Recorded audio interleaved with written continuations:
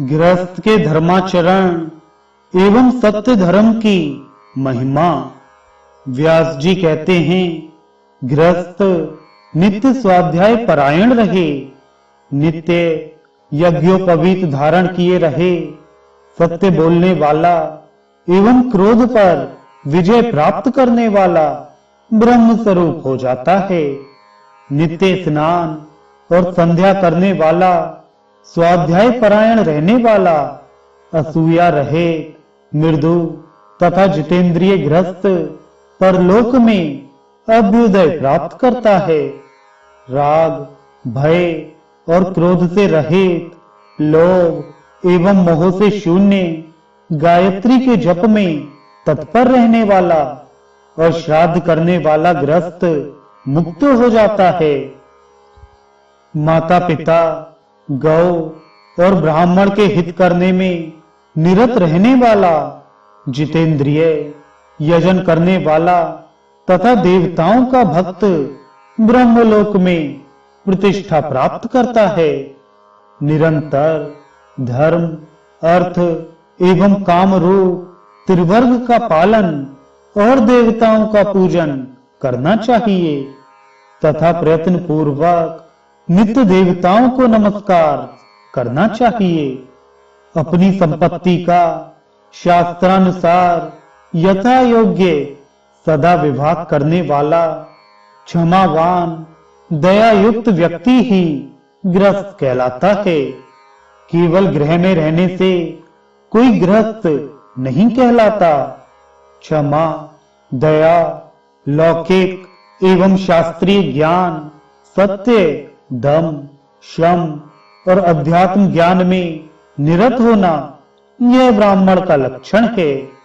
यथाशक्ति विहित कर्मों को करते हुए निंदित कर्मों का परित्याग करना चाहिए। विशेष रूप से श्रेष्ठ द्विज को इस संबंध में प्रमाद नहीं करना चाहिए।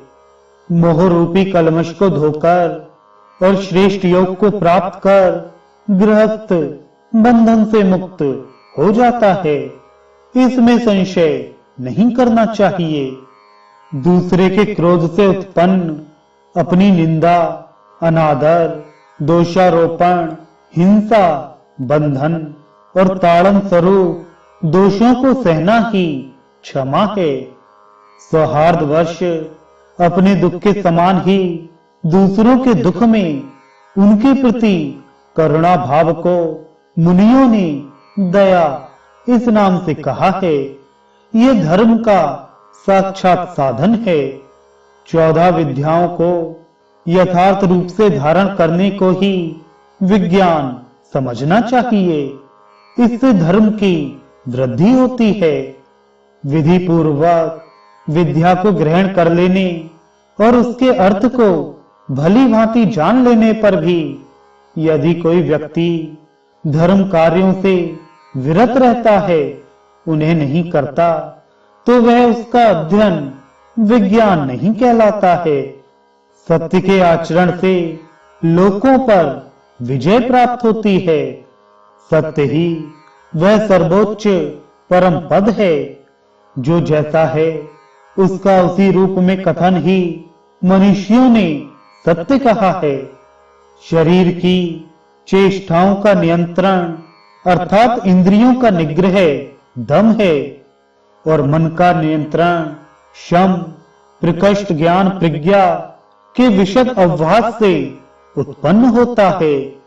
आत्म संबंधी ज्ञान को ही अविनश्वर तत्व समझना चाहिए, जहां पहुंचने पर शोक नहीं होता। जिस विद्या के द्वारा वे परात्पर देवादिदेव साक्षात भगवान महादेव जाने जाते हैं, उसे ही ज्ञान कहा गया है। उनमें निष्ठा रखने वाला, उनके परायण रहने वाला, कभी भी क्रोध ना करने वाला, पवित्र पंच महायज्ञों को करने वाला विद्वान विप्र उस श्रेष्ठ तत्व को प्राप्त करता है। धर्म के आयतन इस शरीर का प्रयत्न पूर्वक पालन करना चाहिए। बिना देह के मनुष्य उस परात्पर रुद्र को नहीं जान सकता।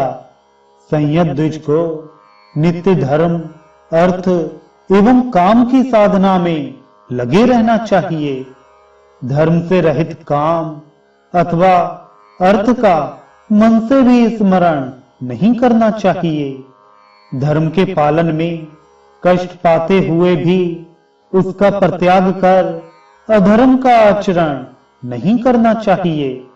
धर्म देवता ही सभी प्राणियों के भगवान और गत हैं, इसलिए प्राणियों का प्रिय करने वाला बनना चाहिए। दूसरों से द्रोह करने की बुद्धि वाला नहीं होना चाहिए। वेद की तथा देवताओं की निंदा नहीं करनी चाहिए और जो इनकी निंदा करता है उसके साथ रहना भी नहीं चाहिए। जो विप्र पवित्रता पूर्वक नित्य इस धर्माध्याय का अध्ययन, अध्यापन अथवा उपदेश करता है वह ब्रह्मलोक में प्रतिष्ठा प्राप्त करता है।